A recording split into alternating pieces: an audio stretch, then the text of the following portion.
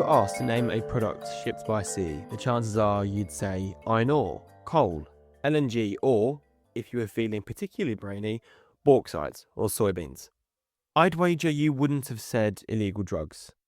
While it's naturally hard to get accurate data on the size of the illicit drugs trade, cartel kingpins are reluctant to publish timely export data. It's thought that more than $500 billion worth of narcotics could be traded worldwide every year, and a big proportion of those drugs are carried on board cargo ships. My name is Joshua Minchin. I'm a reporter here at Lloyd's List, and it's time to look at one of shipping's darker sides. To get a sense of the scale of shipping's smuggling problem, I spoke with several organisations that lead the fight against illicit trade. The United Nations Office on Drugs and Crime co-leads the Passenger and Cargo Control Programme with the World Customs Organisation. That helps train law enforcement units around the world. Here's Bob van den Berg, the programme's deputy head, with some rather sobering statistics.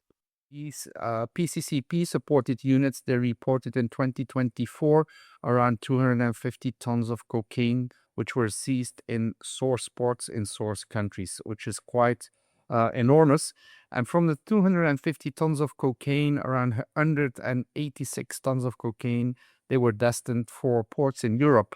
And when we talk about ports in Europe, we're really looking at ports of entry, such as in Antwerp, such as in Rotterdam, the port of Hamburg. But likewise, we're also looking at the port of Hamburg in Germany and ports in France. Those three European majors, Rotterdam, Hamburg and Antwerp-Bruges, have been major entry points for cocaine in particular for many, many years. Here's Antwerp-Bruges' harbour master, Niels van Laar, who admits that his port has a rather unwanted accolade. Now, Niels spoke to me on the phone directly from his office at the quayside at Antwerp itself, so please do forgive a drop-off in audio quality. The port of Antwerp-Bruges within Europe is the primary port for the illegal smuggling of cocaine towards Europe. Unfortunately, we have that first position next to other major ports here in Europe. 2 years ago, an amount of about 120 tons, 122 tons was seized by customs and police. Last year, 2024, that was reduced to 44 tons only. But still, that's a massive amount if you think of it. 44,000 kilograms of cocaine. It's a huge amount. It represents a huge amount of money as well. So every port in the world, I'm sure of that, ports are logistic hubs. So every port is in some way involved in the smuggling of goods through its premises because of its position. That could be wildlife, that could be human smuggling, whatever. But every port is affected. And in the case of the port of Antwerp-Bruges and specifically the Antwerp platform, as we name it, cocaine is a thing. The problem of smuggling doesn't just end with narcotics, though. In fact, thousands of animals are transported in containers and smuggled through ports every single year. Here's Robert Campbell, Director of United for Wildlife, an organisation which works with major logistics companies to fight this other illicit trade.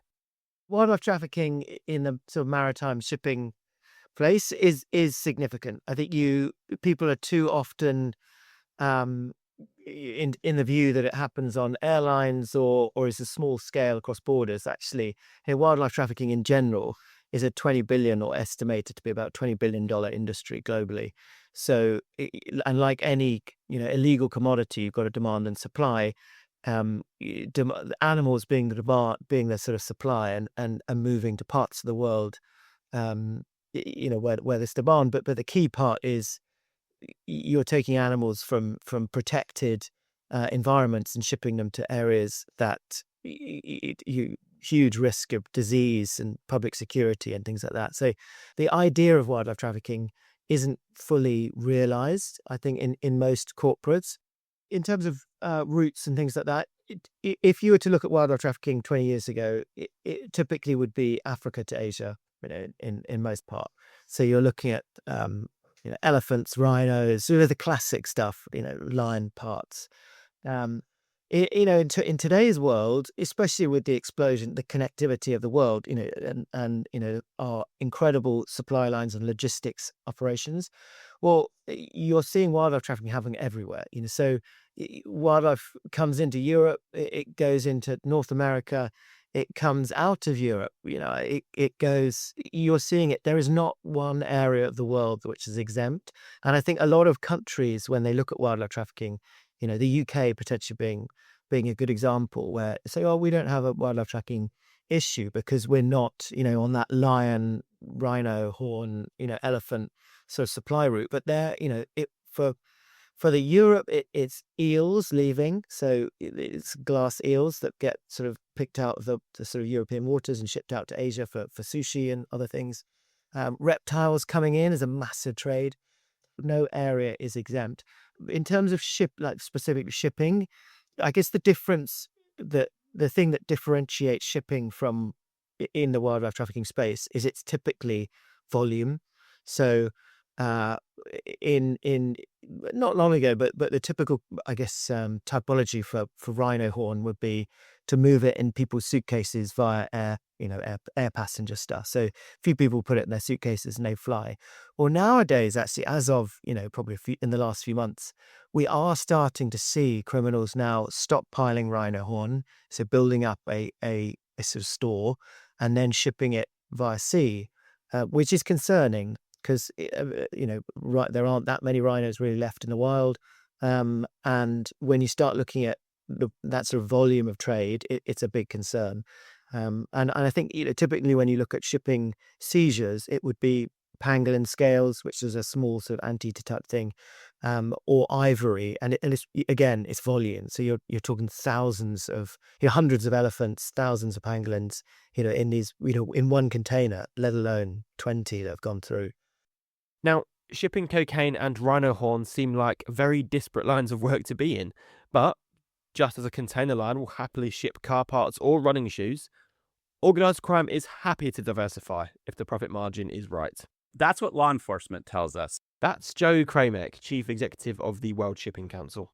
We are freight carriers, but that's what we work closely with law enforcement, with customs authorities and law enforcement authorities and international police. I recently went to Cape Town, South Africa for the United for Wildlife Summit on illicit wildlife trafficking back in November of this year. And the briefings there from law enforcement and the wildlife NGOs were making this precise point that it is the same transnational criminal organizations. And with illicit wildlife, maybe there's even less risk for them because it's just something that's, not looked at as the primary threat. Drugs are the primary threat. And so they think they can fly even lower under the radar, moving those types of items. And as Robert points out, organised crime groups are, in their own way, just cargo carriers. I think in most cases, wildlife crime or wildlife trafficking happens with quite specialist wildlife trafficking operations. It's just when you go higher up the chain, then you find that the kingpins at the top of these are often, it might be a narcotics cartel, it might be an organized crime syndicate in parts of Asia. It's these are big players that aren't just doing wildlife trafficking; they're doing multiple things. But in terms of the operation of moving the wildlife, you do tend at the lower levels, they tend to be quite specialist. I know, but then, as I say, we've seen both sides. The other side of it is that you'll see organizations that just own, this criminal organizations that own or claim to own a route, and they will have bribed, officials along that route. And therefore, it doesn't matter what's in the box. They just move the product, when asked to. Curbing illicit trade through ports is a constant battle. Criminals are ingenious in their innovation, relentlessly changing and improving their methods to stay ahead of law enforcement. Here's Niels again. Well, there's a variety of methods actually. The thing is, it goes very fast. These guys are very agile in their methods, and once a certain method is known with law enforcement, then they quickly shift or try to shift to other methods in the hope not to be detected. So there's a variety of ways. It can be clung to the hull of ships. That we see that less in Antwerp. There is, of course, smuggling through the cargo, on top of the cargo, in bags, in the containers. There's a variety of methods, really, and it really depends on the commodity that is handled, the products that are handled, and what would be the most logical position to put things in. The methods that were hot a few years ago are completely obsolete right now. So let's get down to the detail, the nitty-gritty of how narcotics are smuggled on ships. Now, methods can range from the simple rip-on, rip-off method to an incredibly complicated and sophisticated chemical process to impregnate drugs onto legitimate goods. Here's Bob again. When we talk about modus operandi and concealments, when it comes to drugs, it's clear that the most used modus operandi is the one which is called the rip-on, rip-off, which means that criminal organizations have intruders in source ports, people hiding bags with cocaine behind the doors of a container, the container being shipped to the destination. And then at the destination where you also have, like, let's say, insiders, corporation, or people, intruders at night who are trying to retrieve these bags with the cocaine out of the container. This also means these are containers that are being used, or rather abused, I would say, by criminal organization without any knowledge of the importer, the exporter, or other legal actors in the port.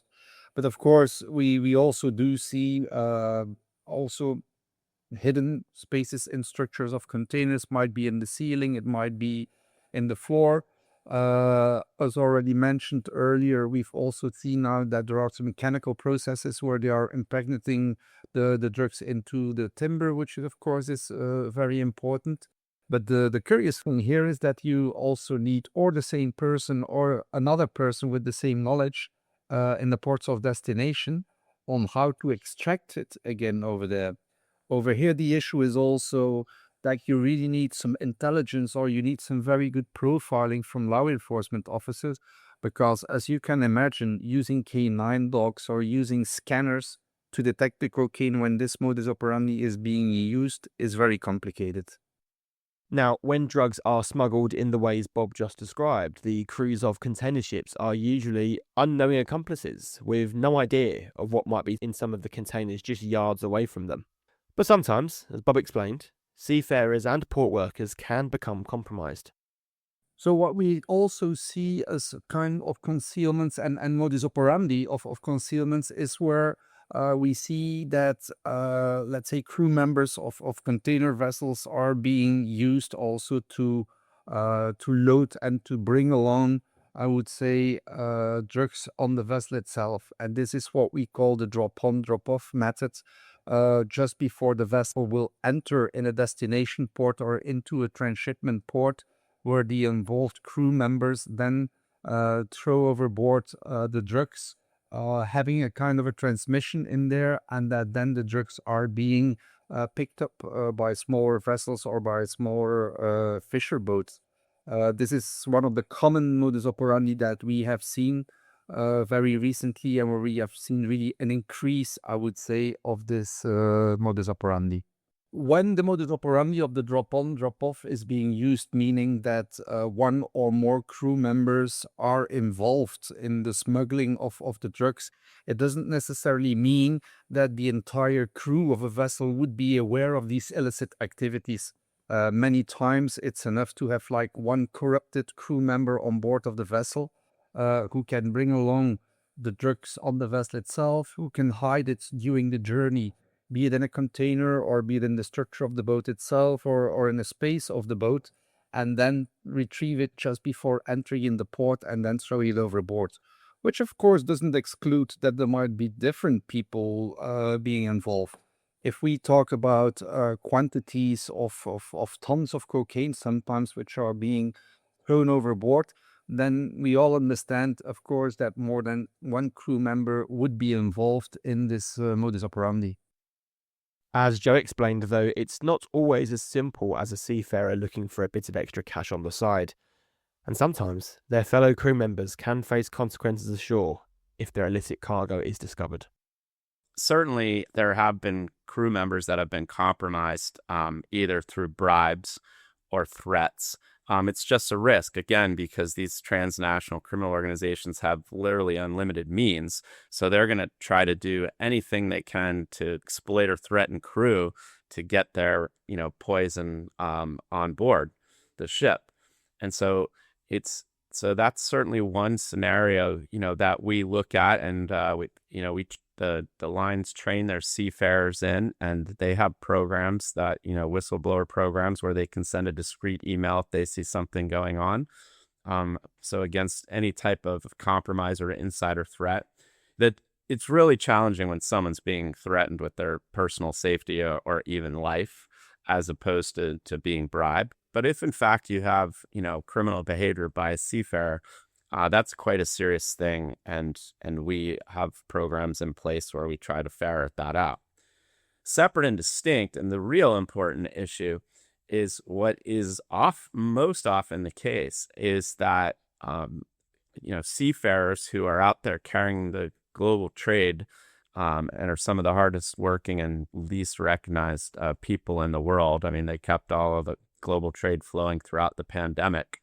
They were out going to work every day while everybody was home. They are trained and they recognize and they see anomalies, and it has been unfortunately the case far too often that when innocent seafarers report some type of evidence of illicit activity to local authorities, they are detained sometimes for many months or even years, and that's illegal. And we are very active with the International Maritime Organization and other leading voices, including the World Customs Organization, campaigning for some type of best practices so that this does not occur. We were just discussing this at the FAL meeting at IMO just a few weeks back. It was a feature of the 60th anniversary of the FAL convention. But there needs to be a lot more work done in this space because it's completely unacceptable for that to happen. And in fact, it has a chilling effect on reporting suspicious activity, which is the exact opposite of what you want to do. But unfortunately, it continues to take place far too often.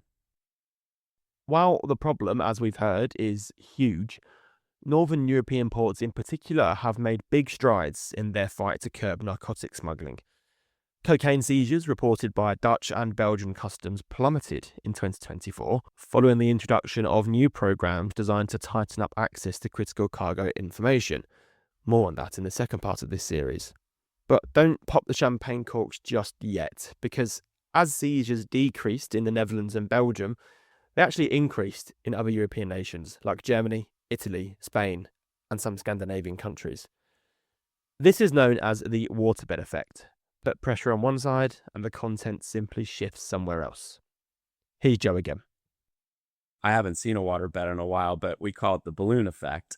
And sure, I mean, traffickers, like we talked about at the beginning, they're always going to try to find, they're always testing your fences and trying to find the weakest point. And so if you harden ports like Antwerp and Rotterdam, they're going to try to shift to maybe smaller ports that aren't as hard to exploit and don't have the same technology in place. And this is why it's also important that organizations like UNODC, they do have training teams that can go to those ports and train those customs authorities. They do have grant programs where that provide them with some technology that they might not be able to access due to the high cost. And so but yeah, you have to work together because you're like I said, your adversary is unscrupulous and has unlimited means, and they're going to find the vulnerabilities and exploit them. And this has been going on for years. In my experience in the U.S. Coast Guard, out at sea, the methods were constantly changing. It started with just running drugs into the U.S. on fishing boats. then it shifted to fast boats, then it shifted to airdrops, and now they're using semi-submersible submarines. So the game is always shifting, and you have to come together and pool your collective knowledge on what you're seeing, so you can stay apace of the threat. What's important to remember is that demand for these goods is sky high, and while consumers continue to purchase narcotics or rhino horns, ports and shipping companies should be realistic about the impact their campaigns are having on illicit trade. Here's Niels again. This trade is driven by two things. First of all, it's a suppliers trade. So it's pushed by suppliers in massive amounts towards Europe, towards other nations, but mainly towards Europe, I think. And then, of course, there is a demand side. And once these two agree that they want to have the product, it will be difficult to stop it. I mean, it is pushed on the market. So eventually it will be pushed outside of ports and it will move elsewhere. Now, to tackle that part, but then you go way above the level of a single port, even major ports such as Rotterdam, Antwerp, Hamburg. If you want to do that, you need to do that on a much larger scale, let's say on a European level. And that's where the EPA comes in, the European Port Alliance comes in, where also smaller ports, other ports are involved. But again, it starts from recognizing, because who are the ports that would enter then and voluntarily go into this EPA? Those are, again, the ports that recognize that have a problem. So that is really the first thing. And once you have that and working on a larger scale, then it will be more and more difficult, and there is no use anymore for the drug smugglers to avoid Antwerp and go to a port in France or Denmark or wherever you pick any. Then that becomes useless, and it's raising another barrier. But I'm afraid as ports, there is only so much you can do. As I said, the suppliers and demand are attracted to each other, of course. And I think we should be pragmatic about it. We should do everything that we can, but at the same time recognize there is only so much you can do. I mean, once it would start, imagine that we could really close off every single port in Europe, which is an illusion in its own right. Well, then probably there would still be smuggling through land areas or something, one way or the other. It's not that hard to get things into Europe. Apologies if that leaves you somewhat despondent at the end of this episode. Niels' pragmatism and honesty might sound quite jarring, but it's important that shipping knows what it's up against. But don't worry, because in the next episode, we'll be looking at how shipping has and can take the fight to the smugglers, making it harder and harder to get goods on our containers and through our ports. My thanks, of course, to Roberts, Niels, Bob and Joe for their expert insights and honesty, and of course, thank you to you for listening. If you want to listen to any of our previous episodes, including our analysis of the MEPC agreements at the IMO, or a look at where the Baltimore Bridge case goes next, then you can access the entire back catalogue of the Lloyd's List podcast on Spotify, SoundCloud, Apple Podcasts, as well as on the Lloyd's List app. Thank you so much for listening, and we'll speak to you again very soon. Goodbye.